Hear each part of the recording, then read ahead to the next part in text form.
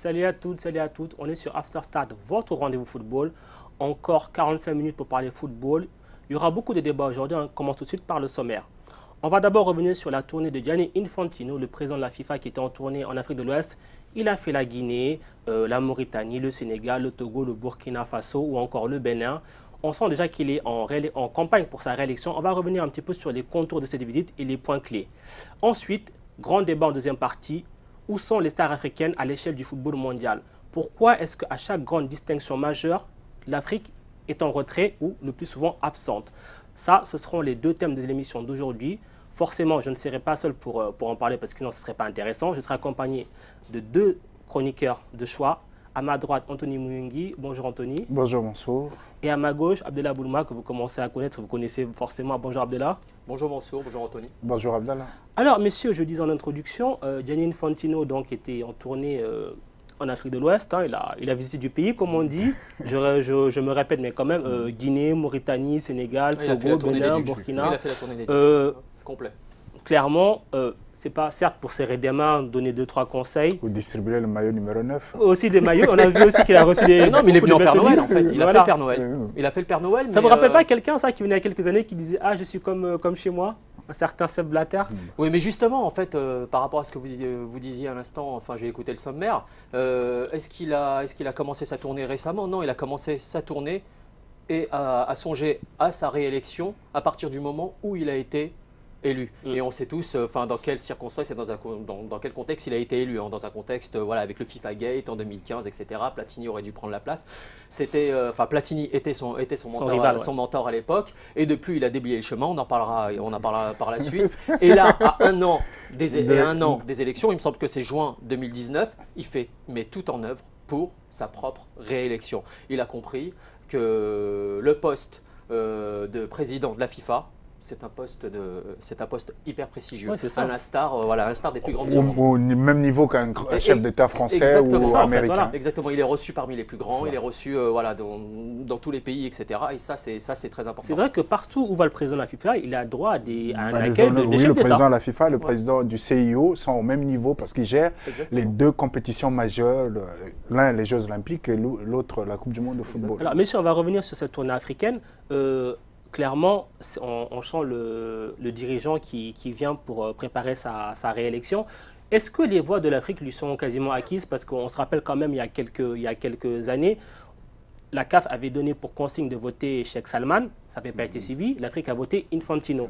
Est-ce que là, ça va être le même scénario? Mais Mansour, il faut revenir un peu dans le temps. Il y a quelques mois, le président de la CAF lui-même, M. Hawad, avait parler au nom de l'Afrique en confirmant que l'Afrique, que le président Infantino avait le soutien de l'Afrique.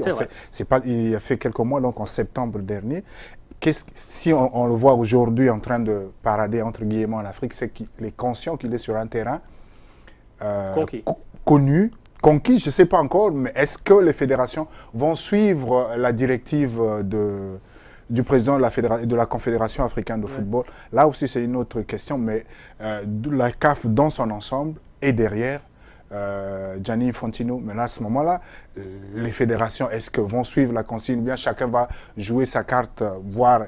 On ne sait pas encore qui seront les candidats, les opposants à Infantino. Si c'est un visage connu ou quelqu'un qui propose mieux ou plus que ce qu'Infantino propose, alors.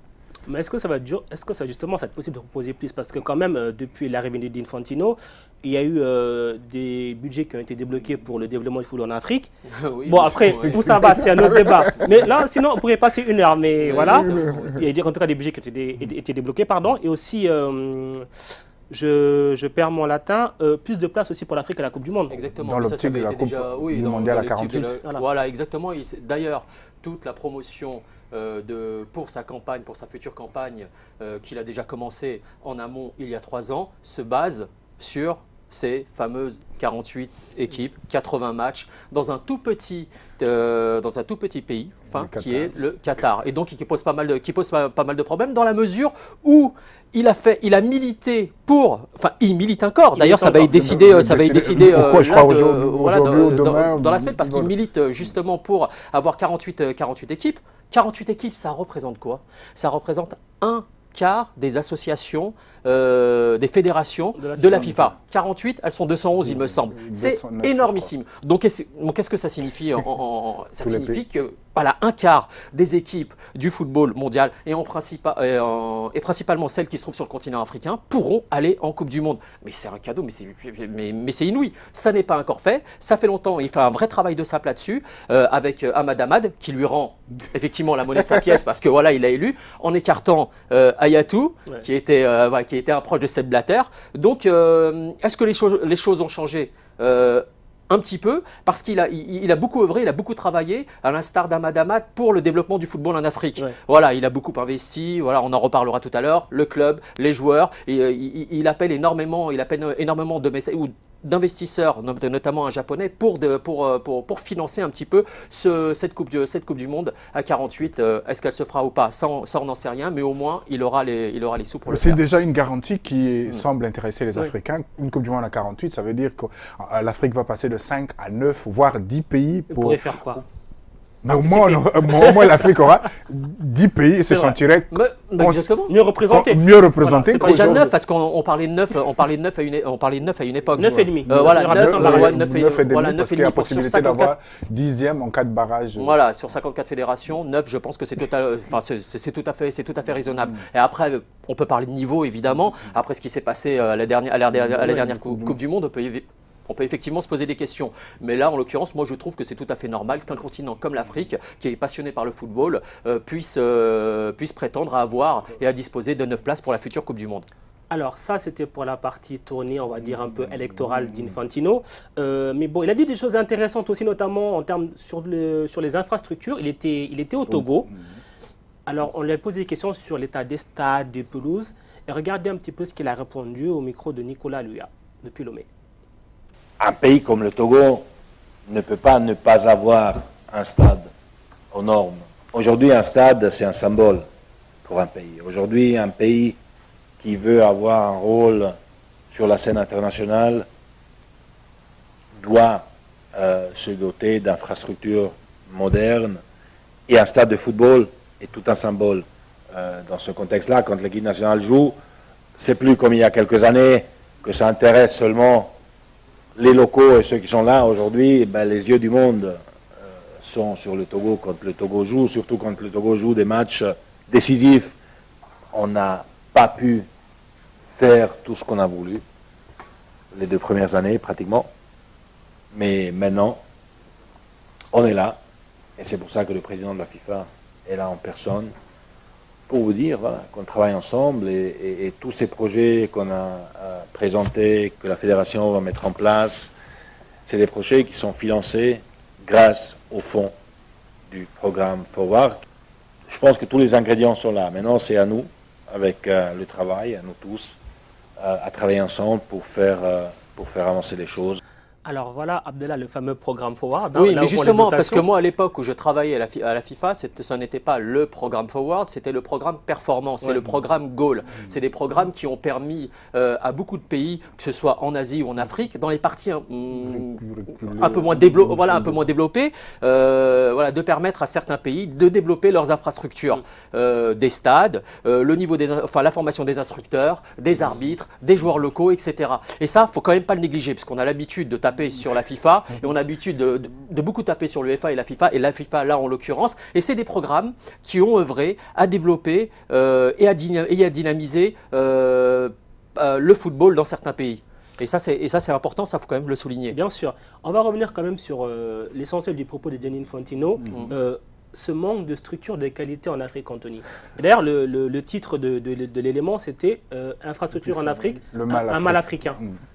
Pourquoi? Oui, c'est exactement. Ça va nous ramener à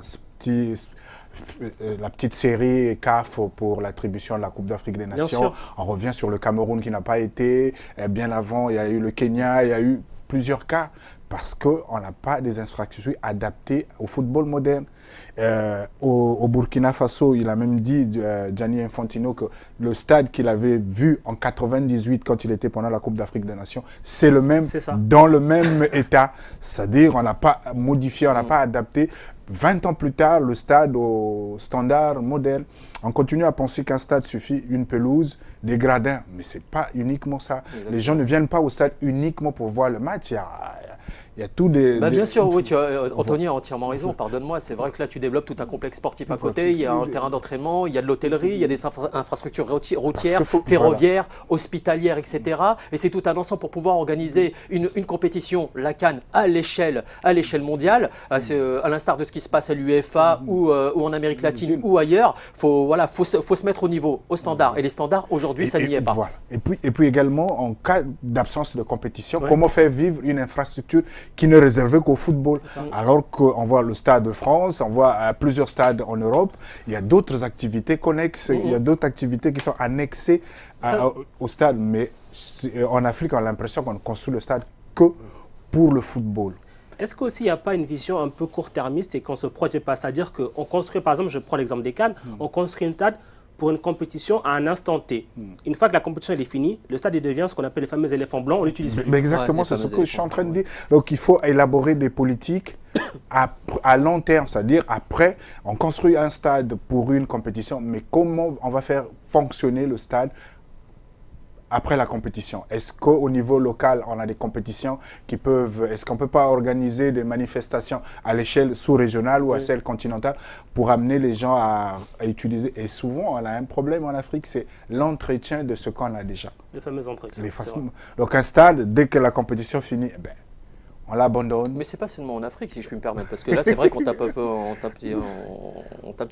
tape un petit peu, sur l'Afrique, mais ça concerne aussi, pas mal d'autres continents, d'autres pays, au Brésil notamment. C'est vrai, je me souviens pas. Au Brésil, donc il faut quand même comparons ce qui est comparable aussi. Ne mettons pas systématiquement l'Afrique, malgré tous ses aléas, en arrière-plan. Et il s'est passé ce qui se passait avec le Brésil, avec la fameuse Coupe du Monde. Et il y a pas mal, de stades qui se sont retrouvés complètement isolés. Et en Afrique, c'est un peu le cas aujourd'hui. Quel est le problème? C'est les problèmes de financement. C'est les problèmes de financement. Qui peut financer des stades aujourd'hui capables de recevoir, surtout avec la CAN aujourd'hui, avec la CAN qui est passée à 24, quels sont les pays qui sont capables de recevoir une compétition comme ça? Mais ça n'est pas possible. Et on l'a vu, si je puis me permettre, on peut faire un comparatif avec ce qui s'est passé récemment avec les championnats du monde d'athlétisme et à Saba, etc. On en a parlé? Pratiquement pas. Sur 5 jours, il y a eu un tas innombrable de problèmes avec des joueurs, des athlètes internationaux qui se prenaient en selfie, qui dormaient dans les aéroports, etc. Mais c'est très grave. Donc on est quand même en 2019 aujourd'hui, et en Afrique on a encore affaire à toute cette problématique qu'il faut régler. Et je pense qu'il faut ailleurs ont été un tant soit peu réglés. Ça peut arriver que des problèmes d'organisation, mais c'est pas au même niveau, à la même échelle que comparé à ce qui arrive souvent en Afrique. Oui, mais si je puis me permettre, Anthony, ensuite, je parce qu'on se continue. Moi, je suis l'arbitre de non, mais si je puis me permettre, aujourd'hui, et c'est la question qu'on se pose systématiquement, qu'on vient ici, quels sont le continent africain, quels sont les pays capables de recevoir et d'accueillir une compétition comme la CAN? Je ne parle pas d'athlétisme, je ne parle pas de cyclisme, je ne parle pas de... le foot. Le Maroc, les pays maghrébins, éventuellement, les pays maghrébins et l'Afrique du Sud. C'est ce qui s'est passé avec l'Afrique de l'Ouest, l'Afrique centrale. Voilà, le massacre de la compétition, l'organisation de la dernière CAN au Cameroun. C'est du grand n'importe quoi. Mais est-ce que le problème aussi, c'est pas quelque part, je vais poser deux questions, on va dire un petit peu une crise du gigantisme, c'est-à-dire qu'on veut construire des stades de 40 000, 50 000 places, alors qu'en fait, pour qu'ils soient à moitié remplis. Non, mais ils ont mis des normes là-dessus. Oui, mais est-ce qu'il ne faudrait pas des stades à 25 000 mais après la Coupe d'Afrique en Guinée équatoriale, le problème s'est posé en ce sens. Et beaucoup de pays avaient trouvé l'idée, les petits stades sympas qui étaient toujours remplis. C'est pas mieux, 25 000 places. On pensait que les gens allaient partir dans cette logique de mettre des stades de 25 30 000 places pour les remplir plus facilement, tout en les rendant attractifs. Le stade, il n'est pas grand, mais le site est grand parce qu'il y a d'autres activités tout autour. Et c'est ce qu'ils font aujourd'hui, même en Europe. C'est ce qu'ils font même aussi en Italie. Et même en Italie, c'est-à-dire on les met pas à échelle humaine. Ça dépend où le football est. Par exemple, en Italie, je suis allé récemment à Turin, un stade magnifique, un stade magnifique à l'anglaise, 45. Ça suffit. 45, ça suffit amplement. Et pourtant, c'est un énorme club. Le stade est systématiquement rempli. Pourquoi on ne ferait pas exactement? Vous avez raison, Mansour. En attendant de développer des financements, des complexes sportifs, etc., et d'améliorer la situation locale au niveau économique et financier, des stades à échelle humaine.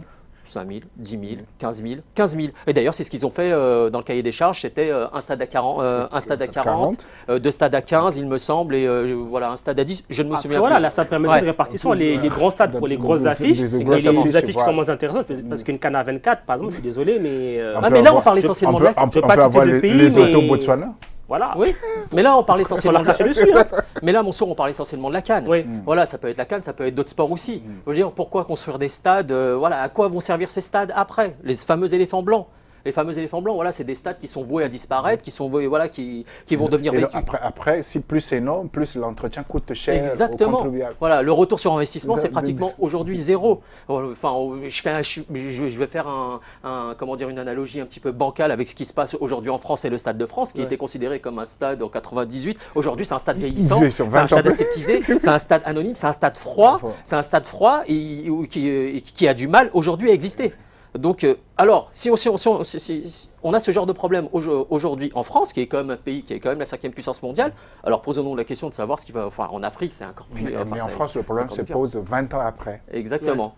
Donc, Oui, Pas tout en de suite. 98, le stade était dans les normes C'est du vrai. moment. c'est vrai. Alors qu'aujourd'hui. Aujourd'hui, on peut se poser la question sur, mais il n'y a plus de rentabilité dans ce stade-là. Voilà, il n'y a aucune équipe locale, voilà, qui a pris,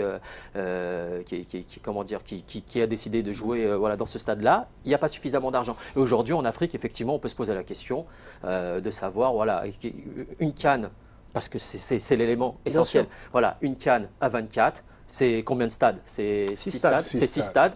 Combien de pays ont la possibilité de construire De faire et 6 faire stades des ou de complexes construire 6 accessibles? stades en 2 Il n'y ans, en a 3 ans. pratiquement pas, alors sauf s'ils s'associent.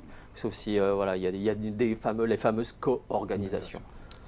Sans doute là, la CAF va commencer à. Avoir les cas dans Exactement. les candidatures dans ce sens.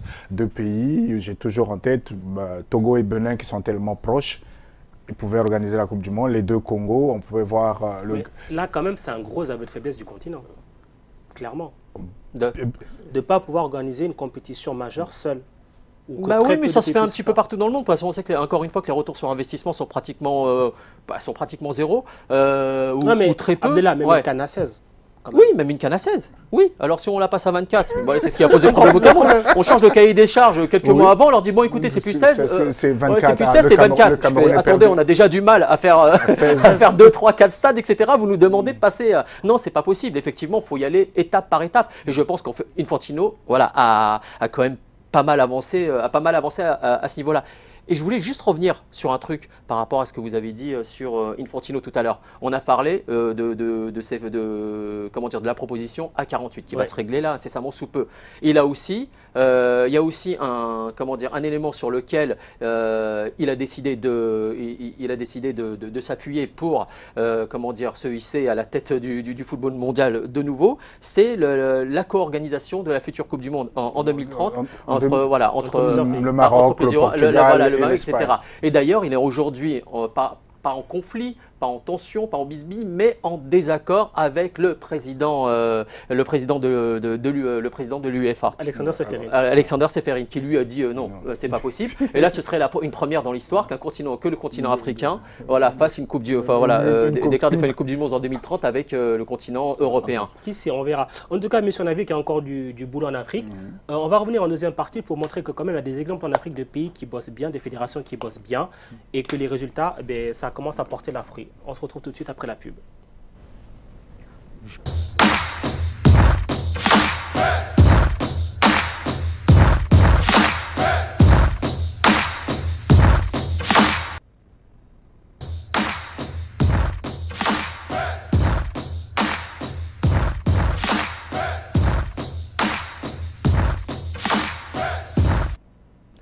Afterstad, deuxième partie, toujours accompagné d'Anthony Mouyungi et d'Abdellah Boulma.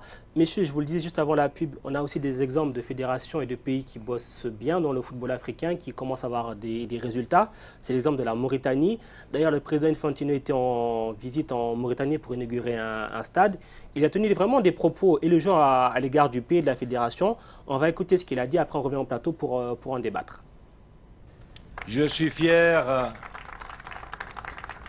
de toute la communauté footballistique de Mauritanie. L'équipe nationale de Mauritanie a été honorée comme l'équipe la plus performante d'Afrique de 2018. Certains disent que c'est une surprise, mais ce n'est pas du tout une surprise. En tout cas, ça ne l'est pas pour moi parce que ça fait quelques années que je suis les travaux, je suis la passion, je suis l'engagement qui est mis ici, dans ces mêmes lieux, pour le développement du football en Mauritanie, partout dans toutes les régions, avec les stades dans les 9 régions construites par le gouvernement, le travail ici dans ce centre. Je n'hésite pas à le mentionner quand je peux, autour du monde. Venez en Mauritanie, venez voir ce qui se fait, c'est exceptionnel, c'est exemplaire. Voilà, messieurs, on l'a entendu, le président Infantino qui dit « Venez en Mauritanie, venez voir ce qui se passe ».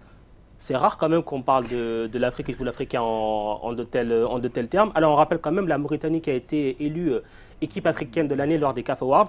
Ça a beaucoup fait parler parce que certains voulaient que ce soit ou le Maroc ou le Sénégal qui étaient aussi en liste parce qu'ils étaient mondialistes. Mais on sent que là vraiment c'est le travail qui est récompensé. C'est ça? Oui, c'est exactement que ça fait sans moins de 10 ans que la Mauritanie a entrepris lentement et sûrement son petit travail de relèvement de son football. Ça a commencé autour des clubs, autour de la fédération. Quand une fédération est dirigée par quelqu'un qui a une vision, quand une fédération utilise à bon escient les fonds reçus des organismes, c'est surtout ça. Ouais. C'est bien normal que... On l'a encore vu là avec un stade aussi. Voilà, encore, un stade, un petit stade, mais, voilà. stade, mais qui est dans la continuité donc, des désirs des Mauritaniens, avoir une équipe performante avant d'avoir un stade, parce que si on fait le contraire, avoir un stade et que le spectateur, chaque fois qu'il vient voir l'équipe nationale prendre des casquettes, alors ça tue l'engouement. Mais là, pour le cas mauritanien, le stade est arrivé après les bons résultats de l'équipe nationale qui, en 2018, a été donc l'équipe la plus performante, tout simplement parce que par son parcours. Qu'on parle du Sénégal ou du Maroc parce qu'ils ont joué la Coupe du Monde, moi je trouve que ce sont des pays connus, des pays qui n'ont plus rien à prouver entre guillemets au monde, la bonne santé de leur football, même s'il y a des moments où le Sénégal ou le Maroc connaissent des baisses de régime, mais la Mauritanie c'est une grosse surprise. Et puisque c'est le fruit du travail, il faut bien récompenser le fruit du travail. D'ailleurs, un travail qui paye, puisque la Mauritanie a décroché sa première qualification pour la phase finale de la Coupe du Monde qui sera à 24 donc, en Égypte. Aussi, on parle vraiment, il y a cet aspect continuité, parce qu'aussi on prend le cas du sélectionneur Corentin Martins Abdallah, qui avait pris la succession de Patrice Neveu, qui là encore vient d'être reprolongé, ça veut dire que ça va faire 4 ans qu'il l'a et repart encore jusqu'en 2021. C'est rare quand même, quand souvent en Afrique il y a cette culture de l'immédiateté, du résultat tout de suite, sinon tu t'en vas. C'est vrai qu'il a fait du très bon travail. C'est plutôt positif, surtout que moi je ne m'attendais pas à ça. Enfin, moi j'avais appris sur le tard qu'il était parce qu'on ne sait pas. Et on ne savait pas. Enfin, c'est un ancien grand joueur, un grand joueur, très bon joueur du championnat français, et qui fasse aujourd'hui du bon travail sur le continent africain et pour la Mauritanie. Enfin, c'est positif. Enfin, il y a que ça à dire. Et tant mieux pour ce pays qui, encore une fois, et je reprenais les propos d'Anthony là tout à l'heure. C'est vrai que plutôt que de mettre en avant le Maroc, l'Algérie, etc., le Cameroun, le Nigeria, les pays dont on a l'habitude de parler assez régulièrement tous les 2 ans, là, on met en avant la Mauritanie. Et ça, c'est plutôt un bon coup politique. C'est un bon coup politique. Voilà, on ne parle pas de ceux qu'on met en avant systématiquement. Là, on parle de ceux dont on ne connaissait pas. Pratiquement pas l'existence. Je ne parle pas du pays, je parle d'un point de vue exactement, d'un point de vue footballistique. C'est un pays qui existe et qui a sa place à prendre et qui est désormais qui fait pas partie des grands, mais qui compte sur le continent africain. Et je pense qu'il l'a très bien fait, qu'il l'a fait intelligemment et que c'est un vrai coup politique pour le coup. Et un pays qui s'est qualifié dans un groupe où il y avait le Burkina Faso et l'Angola. Exactement. Donc ils ne partaient pas favoris. Ça veut dire que sur le terrain, ils ont montré de quoi ils étaient capables. Ils ont démontré leurs preuves, et ça c'est plutôt positif. Et encore une fois, c'est un bon coup d'Infantino pour le coup. Ça faut quand même le saluer. Et c'est pas du tout ironique ce que je dis. Mais comme quoi, c'est un bon politicien. Et pour l'instant, c'est un très bon politicien. On revient aussi sur la question de la gestion des fédérations. Bien sûr. Exactement. Et depuis 2011, je crois, c'est le même président qui est là. Tout à fait. Il y a une vraie continuité. Il n'y a aucun bruit stabilité, voilà, continuité, exactement ce qui manque Dans la pour plupart des beaucoup de pays africains, voilà, que ce soit en Algérie, que ce soit dans les pays maghrébins ou même ailleurs. Voilà, 1 an, 2 ans, change de sélectionneur, de joueurs, voilà, on ne travaille pas sur les catégories de jeunes, etc. Là, enfin, il y a du travail et ça, faut le mettre en avant, faut l'impulser, faut le mettre en avant et c'est plutôt positif. Bien sûr. En tout cas, on va suivre la performance de la Mauritanie lors de la prochaine Coupe du Monde. Messieurs, on va passer à un sujet, je pense, qui va faire beaucoup parler. Surtout Anthony. Surtout Abdallah. Non. Parce que je sais que souvent, dans le débat, et j'essaie de beaucoup, les langues se délient beaucoup plus d'ailleurs, bizarrement. Où sont les joueurs africains dans les grandes cérémonies de récompense? Alors, récemment, il y a eu les CAF Awards. Forcément, mais l'Afrique récompense l'Afrique, ça c'est facile. Hein, Ouais, c'est normal, il n'y a rien à dire. C'est pour avoir un ballon entre d'or nous. africain, il faut attendre les CAF Awards pour l'avoir. Parce qu'on rappelle quand même, le dernier ballon d'or, c'était africain. Georges Weah, Weah. 95. 95. Mais après, encore une fois, il faut remettre les choses en place. Il faut remettre les choses dans le contexte. 95 Georges Weah, mais avant 95, les non-européens n'avaient pas la possibilité d'être réunis. Ça, c'est hyper important. Il fallait marquer l'ouverture sur l'international. Exactement. C'est tombé sur... Avant de débattre, parce que je sens que vous allez être chaud. Non, là, c'est pas possible. Je ne laisse pas Vous passer. voulez faire une petite piqûre de rappel sur les CAF Awards, voir qui a gagné quoi. Oui. Allez, bon, regarde ça, alors c'est en image Salah. avec Sékou Seydi tout de suite. Regardez. Le meilleur joueur de l'année 2018, Mohamed Salah. Et de 2 pour Mohamed Salah, l'attaquant égyptien remporte le titre de meilleur joueur africain de l'année pour la 2e fois consécutive. Mo Salah entre dans l'histoire du football africain face à des concurrents de taille à l'image de Pierre-Emerick Aubameyang et de son coéquipier en club Sadio Mané. Ça me fait plaisir car c'est un rêve d'enfant. J'ai toujours rêvé de gagner ce trophée un jour. Et là, je l'ai remporté à 2 reprises. J'en suis vraiment fier. Je remercie ma famille, mes coéquipiers, mes amis et tous ceux qui ont contribué à ma réussite. Je dédie ce trophée à mon pays, l'Égypte.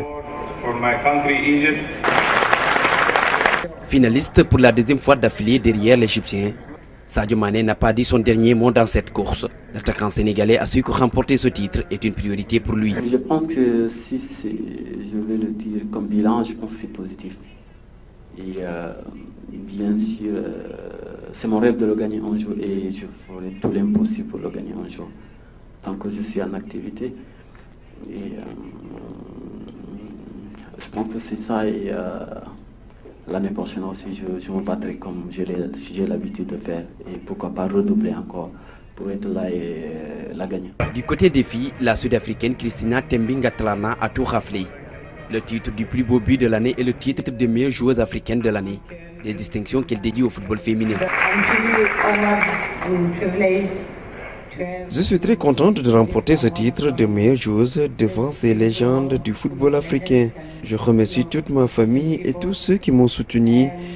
À mon pays, l'Afrique du Sud, dédie ce trophée à mes coéquipiers, à l'équipe sud-africaine de football et à tout le monde du football féminin africain.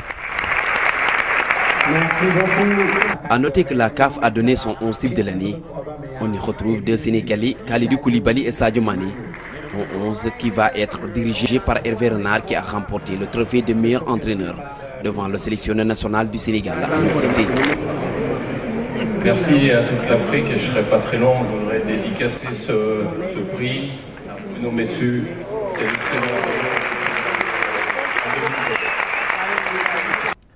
La belle dédicace d'Hervé Renard à Bruno Metsu, mais du coup on reprend, donc ballon d'or africain sans surprise, Mohamed Salah. Oui. Ça souffre d'aucune contestation. Non, on est d'accord tous les deux. Je crois que c'est après que ça va mal aller. Alors, attaquons les choses sérieuses, messieurs. Ça c'était donc, voilà, je disais tout à l'heure pour m'amuser, mais voilà, pour retrouver des Africains distingués, il faut les distinctions africaines. On a vu dernièrement le ballon d'or, aucun Africain. Oui. Il y a eu le trophée, les FIFA The Best aussi, aucun Africain. Toutes les petites distinctions comme ça, le Golden Foot, etc., il n'y a aucun Africain. Par exemple, je prends l'exemple de Mohamed Salah qui a fini meilleur joueur de première ligue la saison dernière. Comment ça se fait qu'il est meilleur buteur aussi, pardon, 30 buts, oui. qui ne peut pas être dans un top 3 ou prétendre. Alors certes, c'est une année de Coupe du Monde, on a vu la performance de l'Égypte, mais quand même, pourquoi est-ce que chaque fois, l'Afrique et les joueurs africains ils sont relégués, on va dire, en seconde partie de classement? Mansour, vous savez que les votes, de façon générale, sont subjectifs. Bien sûr. Donc, les gens, ceux qui votent, ne votent pas uniquement sur les résultats. On a beau dire que les statistiques comptent, mais les gens votent souvent par sentiment, par conviction. Même quand le joueur ne réalise pas une superbe saison, on n'est pas surpris de le voir à un certain niveau parce qu'il a une aura qui a déjà fait le tour du monde. Et c'est exactement ça. L'aura. Il l'a dit, Anthony. Le mot, l'aura, le charisme, le prestige. Messieurs, vous ne pouvez pas me donner meilleur argument pour rentrer dans le sujet. Justement. Vous aviez remarqué, mon son, que je vous donnais tout le temps des transitions. On avait fait un beau duo de footballeurs. Je marque. Très bien duo. Alors voilà, l'aura, justement la fameuse aura. On se souvient juste, la génération juste avant, quand on prend la génération avant, c'est Drogba. On a eu pendant presque une décennie l'affrontement entre, par fan interposé entre Drogba et Eto'o, à peu près comme l'affrontement qu'on a eu plus tard entre Messi et Cristiano Ronaldo. Le football africain pendant des années a été cristallisé par ces deux, le Camerounais et l'Ivoirien. Tout tournait autour, même si Yaya Touré avait atteint un certain niveau, mais on avait l'impression qu'il était en dessous de Drogba et de Samuel Eto'o. Mais actuellement, il n'y a pas de footballeur. Pourquoi? C'est une question de talent, c'est une question de manque de charisme et de leadership. Mais non, mais c'est une question de plein de choses. Il y a plein de paramètres, de facteurs qui entrent en compte. C'est un contexte, une période. Pourquoi? Parce que c'est des joueurs quand même qui sont tombés dans un contexte où Cristiano Ronaldo et Messi ont survolé les débats pendant 10 ans. Parce que si on les mais bien évidemment, mais je pense qu'on a une perception complètement biaisée. Encore une fois, il y a pas mal de préjugés, d'idées préconçues sur le joueur africain en tant que tel. Il doit peut-être, encore une fois, dans l'inconscient, ramer deux fois plus que les autres. C'est ce qu'il en est après. Ils le disent eux-mêmes. Ils le disent eux-mêmes. Et Eto'o l'a dit récemment à la BBC. Il me semble, juste dans le cadre de son match de charité. Il a raison.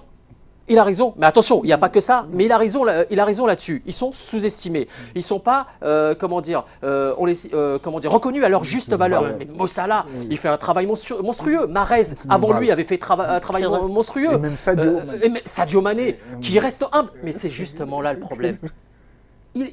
Sadio Mané, il manque de piquant, vous voyez ce que je veux dire? C'est du Drogba, on l'a vu. Mo Salah, quand il marque, c'est le côté diva qui manque. Il est tranquille. Est-ce que vous... C'est le côté pardonnez-moi, vous vous souvenez de cette superbe scène? Non, c'est un très mauvais souvenir pour Drogba quand il perd cette fameuse finale de Ligue des Champions. Voilà, le fameux fucking disgrace. Voilà, face caméra, etc., qui avait fait le tour du monde. Et il n'a pas sa langue dans la bouche. Eto'o aussi, bien évidemment. Mais il manque des joueurs comme ça charismatiques. Et il y a aussi un truc, et ensuite Anthony, je te laisserai un tout petit peu parler, parce que moi j'arrête pas de... Non, c'est qu'il y a une espèce de... faut que le continent africain, les présidents de fédérations, valorisent davantage leurs joueurs.